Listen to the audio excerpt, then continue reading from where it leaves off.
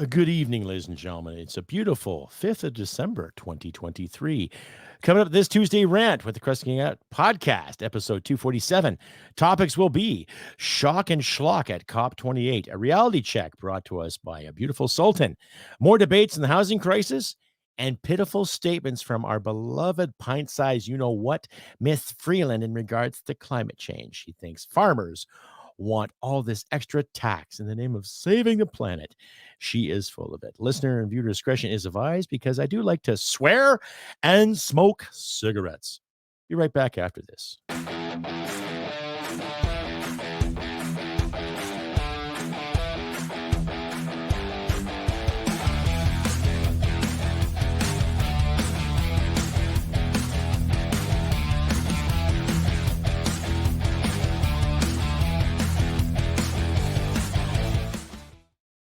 Episode 247 of the Tuesday Rant with yours truly, Crusty Canuck. How's it going, everybody?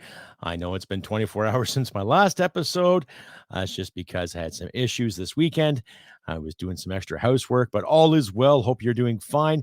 Hope you've done some wonderful things the past 24 hours since you saw me. So as the title card says, now they had COP28 this past week. Basically conglomerate of all these environmental know-hows and world leaders who want to stop climate change and make the world a safe place.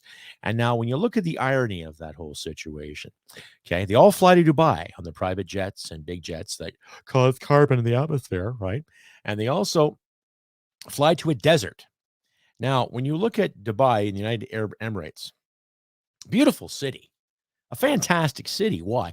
Well, I spent about a day and a half there in between flights when I was overseas in the Army. And it's a beautiful city. It's clean, it's serene, it's just amazing, right?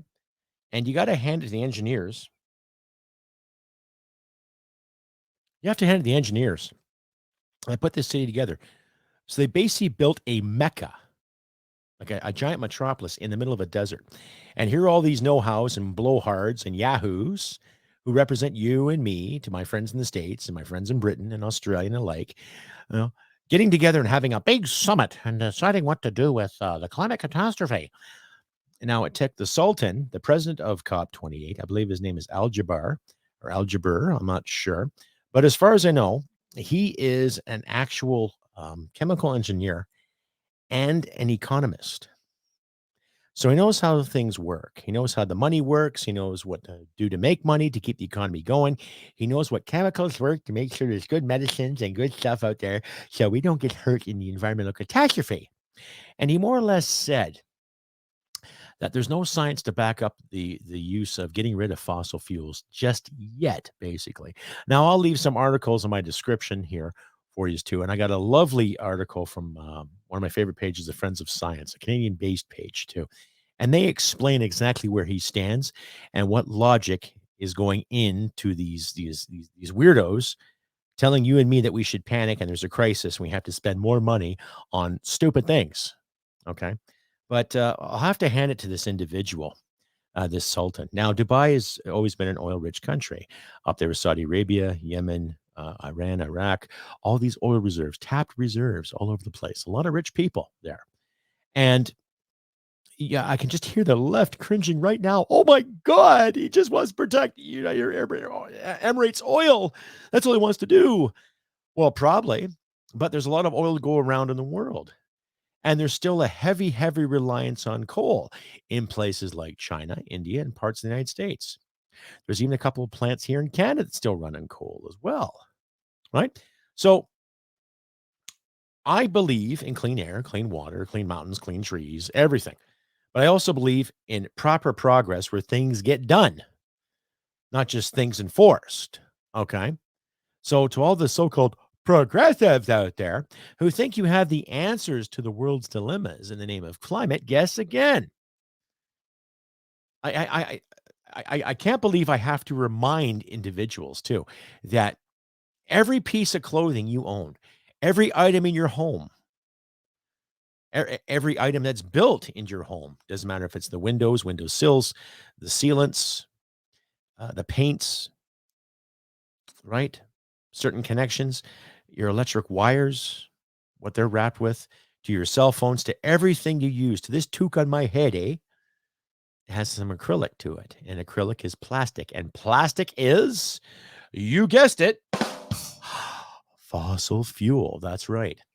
So hats off to the Sultan there for bringing common sense to all these know-it-alls and blowhards who want you and I to spend more money to save the planet, which is bullshit, right? So it's safe to assume that things are starting to work in reality's favor. And it is a reality check. There's nothing wrong with having a summit and sitting with like-minded individuals to try to find solutions to real problems. See, what gets me is they talk about wind and solar. Oh, we have to rely on wind and solar. Well, wind turbines don't do their job. They're made up of aluminum. They're made up of plastics. They're made up of different parts that have to be mined and mineraled. And they have to be molded and shaped and then transported to said part of the country or wherever you're going to put them up. Have you ever seen a wind turbine get transported anywhere? It's quite the event, right? Talk about a wide load in a highway, especially a 2-lane highway you're trying to get on to go to and from work. It's quite the event, and it can be very, very lucrative to people who work in that industry who put these up, right? But are they as efficient as they should be? They don't generate enough wattage, apparently, to run any small town. Now, I've said this before on the Tuesday Rant and on the podcast, ladies and gentlemen. Find me a town in North America, a town of, let's say, 4,000 to 5,000 people that can run solely on wind and solar. And also factor in summertime, fall, springtime, and winter. That's right, winter. Think about that.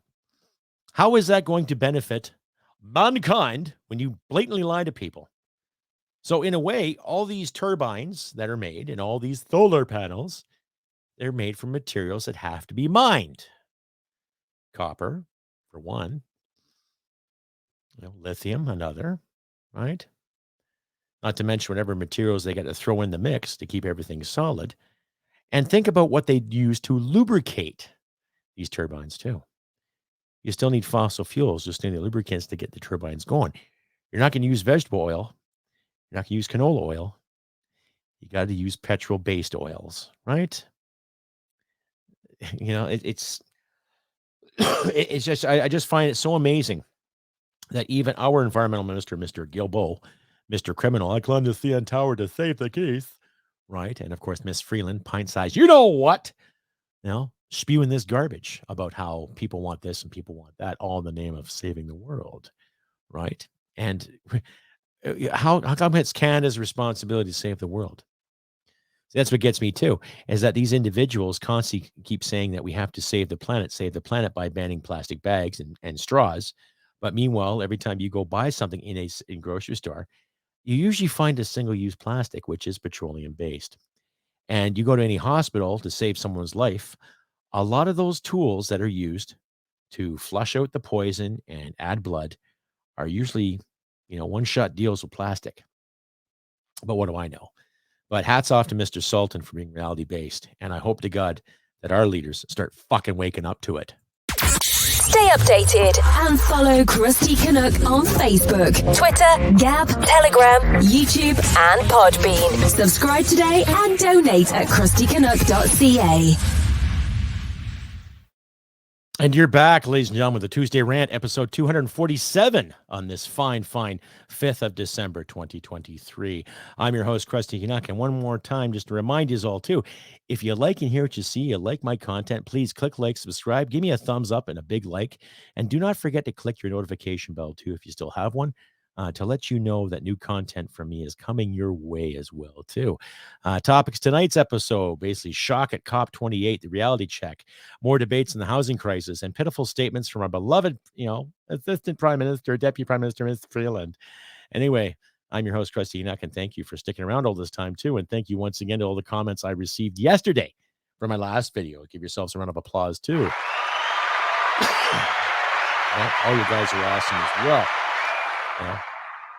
It's things are coming to fruition, ladies and gentlemen. Things are coming to fruition big time. You can see it. You can just feel it.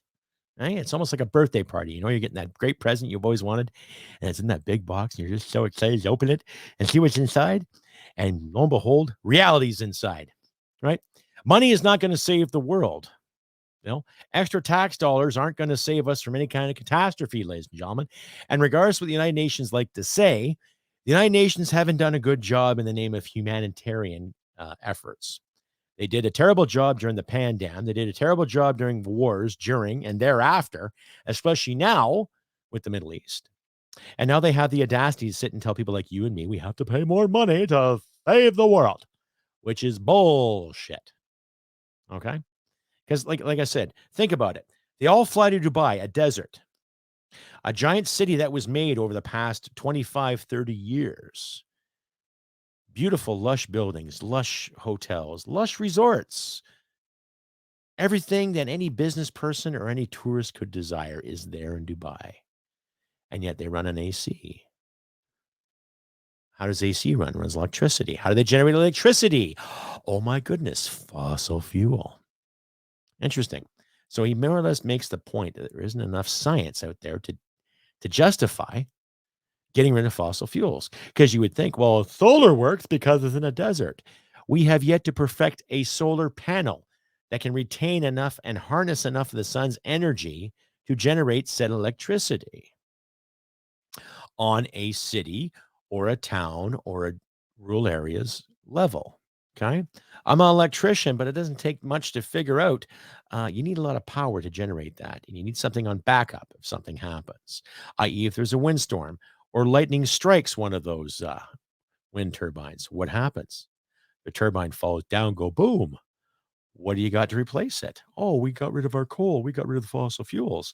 Well, then I guess you're going to have to plug in the treadmill and run for dear fucking life to generate enough electricity to keep your lights on. Right? Like a little rabbit or a little fucking squirrel or hamster. Right? Think about that. I didn't want that visual. Anyhow. Anyway, moving on this Tuesday rant. I'm your host, Crusty Canuck.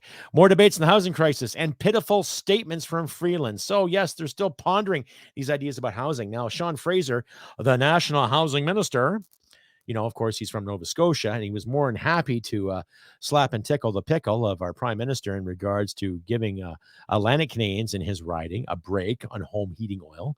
Okay, no tax for you guys. Please save my riding. But we're going to have a cooperative housing effort, a cooperative. Now, I saw a bit of a brief this morning before my doctor's appointment. And let me just say, I was disgusted. Really, I was disgusted with it because the moment you do anything cooperative that's sponsored by the government, what does it usually lead to? Socialism? What a dirty word. I can't believe you said that, Crusty Canuck. Socialism? Right?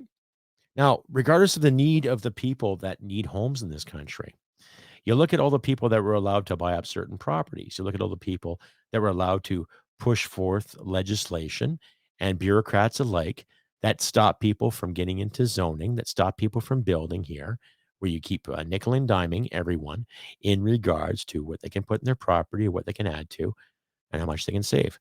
Now, Miss Freeland has the idea of putting together another account for first-time home buyers. Oh, that's great. And their bank account so you can fucking monitor and rip people off again. Right? Here's an idea. And I am going to quote Pierre Poilievre in this. Get rid of the gatekeepers. That's simple. Get rid of the gatekeepers. Get rid of the overseers and the oversights and the bureaucratic crackpots that constantly want to count the beans while they take 3 and they may give you 1 or might give you a half in return. Those type of individuals, right?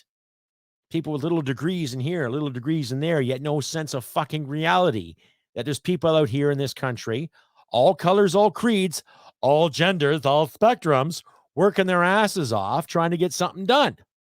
And yet these clowns want to sit around all day on their hands, get tickled with a feather and tell us what to do. Right? So when I look at these individuals, especially in the housing, portfolio, like our politicians like to say, oh, it's the portfolio. They don't have a fucking clue. Okay. And it goes back to the Windsor plant for the Stellaris, I think they're called. They're going to build these car batteries. And one minute they're saying they're going to hire so many Koreans. And one minute they're not going to hire Koreans. And yet they're talking about outsourcing. And And they're talking about protecting Canadian jobs. They want to protect the Canadian labor. And yet, how many construction workers in this country are out of work? Right? Quite a few of them, apparently. And they're not too fucking happy. Stay updated and follow Crusty Canuck on Facebook, Twitter, Gab, Telegram, YouTube, and Podbean. Subscribe today and donate at crustycanuck.ca. And you're back, ladies and gentlemen, to the Tuesday Rant with Crusty Canuck, episode 247. Shock at the COP28, reality checks, and more debates on housing crisis. And, of course, pitiful statements from our pint-sized assistant PM or deputy PM, Ms. Freeland, Mr. Speaker. I'm your host, Crusty Canuck, and one more time, if you like and hear what you see, please click like and subscribe, and please give me a comment or two. All my contact information will be in my description. I'll have more stuff here in my description, too. Friends of Science put together a great video you can watch at your own time, and they basically put reality in the mix of how we have to live our lives. Just, basically let people be and use common sense when it comes to the environment, basically. So I'll leave that in my description for you to follow, ladies and gentlemen. Anyhow, carrying on again with the whole housing issue. Now, I'm not privy to understand the whole monopoly, but I do know enough there is a monopoly when it comes to people building houses in this country and investing time and effort to make a good home, right? Now, the prices have gone through the roof, and not because it's a worldwide phenomenon, because we have shitheads in charge. How else do you explain it? We've got shitheads in charge. We've got people in charge calling the shots in this country that think they're going to do us a favor, and they're not. So they're coming up with these half-assed solutions to win hearts and minds, just like they did with cutting the home heating oil for Atlantic Canadians, right? But then they're stomping their feet saying, oh, no more car votes. We need this carbon tax. When the carbon tax is being used for nothing but paying off the debt. And as far as I know, the interest alone is just right the hell out to lunch. So they're relying on these carbon taxes to pay off their spending they didn't do internally, spending they did externally, i.e. the war in Ukraine, i.e. humanitarian aid in the Gaza and the Middle East, and other little treats and privileges they give themselves, little slaps and tickles. You say that a lot, but you know exactly what I'm talking about, ladies and gentlemen. You're not idiots. You're better than that. We're better than that. We're better than that leadership. We're better than all this leadership being brought to us on a daily fucking basis. And it's just fucking disgusting. But before I just blow a gasket, I better just cool down a bit here. Make a long story short, they know what they're doing, and they're just lying to us. It's that simple. Okay? We have the materials in this country to build some great homes, to upgrade, to fix, to do things. However, there's so much red tape calling the shots. More rules, more regulations, more legislation put forward to make our lives harder, all in the name of progress, right? Or saving the world. Okay? People forget, too, that the government has to work for us. We don't work for them. Okay? You hear me, CRA? Up yours. It's that simple, right? But I'm not going to dwell anymore on this housing issue because it's just so much garbage in the mix. Like I said, this is the Tuesday Rant with Crusty Canuck, episode 247 for this beautiful 5th of December, 2023. I can smell Christmas in the air. I was in a grocery store today. I had to get some extra items and stuff for work tomorrow. I take my lunch to work, all that kind of stuff. And you could smell that pine kind of on Christmas displays. And it kind of took me back. It took me back a few years when I was a kid. You'd smell the Christmas smell. You know what I mean? Candy canes and all that. So it's kind of cool. A little nostalgic there. But needless to say, this is the time of year where we should do our best to be good to people. No matter who's struggling and who isn't struggling, do our best just to be kind and to be civil, and let our leaders dwell in their emotional virtue stew, and we'll just carry on being good people. Anyway, now carrying on with Tuesday Rant, Christopher Freeland. Now, Christopher Freeland, I don't have any video queued up for you, ladies and gentlemen, but Christopher Freeland had the audacity of saying in a press conference today that farmers love what they're doing with the carbon tax. Yeah, okay. I'll be on that like a fat kid and a smarty. Hardly.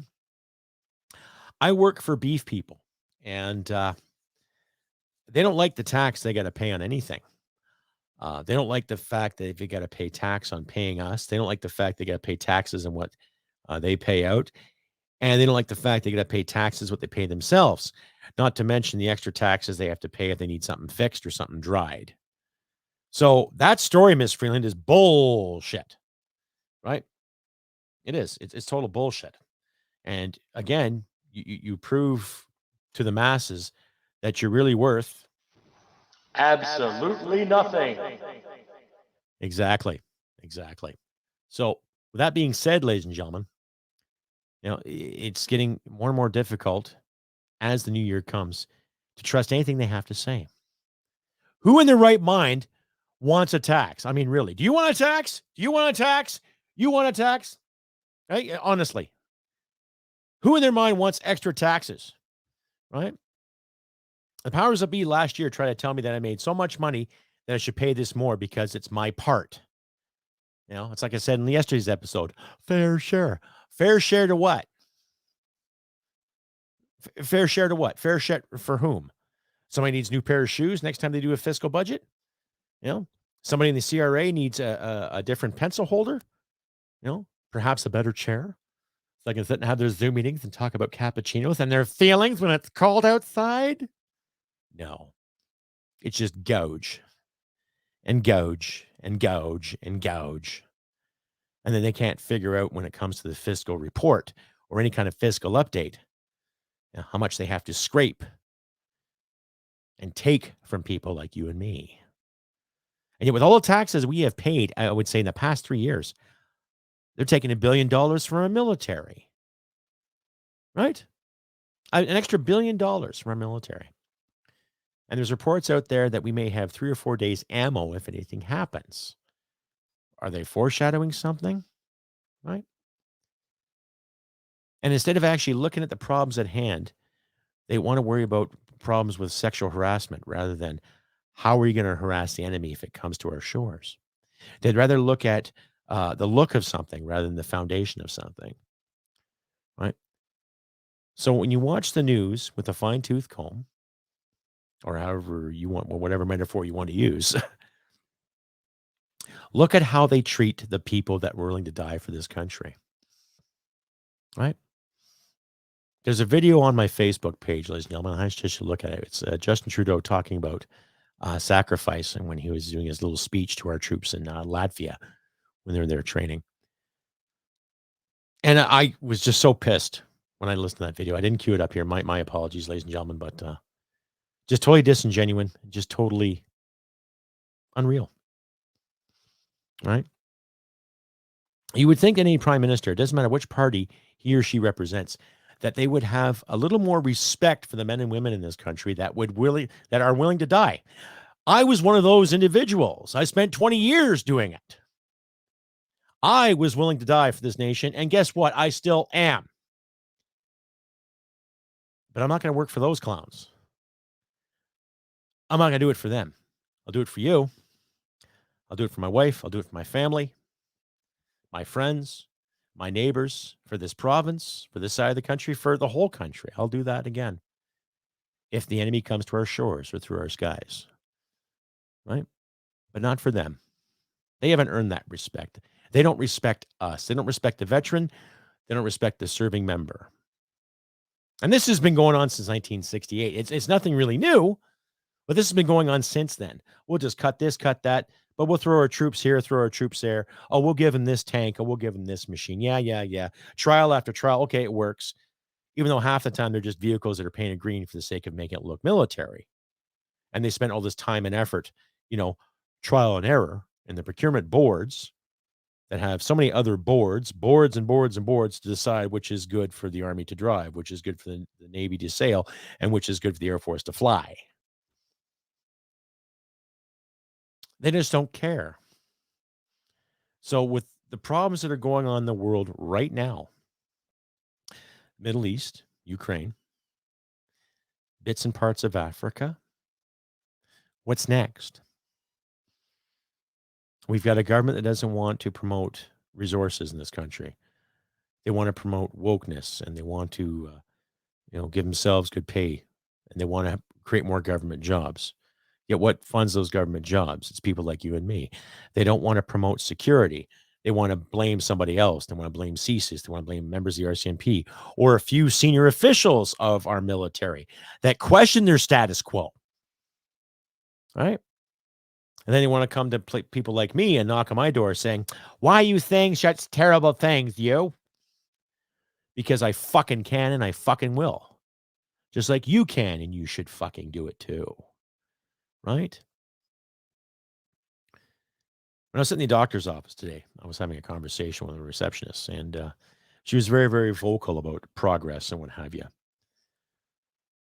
And like I said earlier in the show, progress means when things are getting done, things are being built, things are being put aside, or things are being saved, and there's things there to get done, i.e. bridges, highways, proper medicine. If we're going to brag about our universal health care, then you get doctors and nurses there to do it.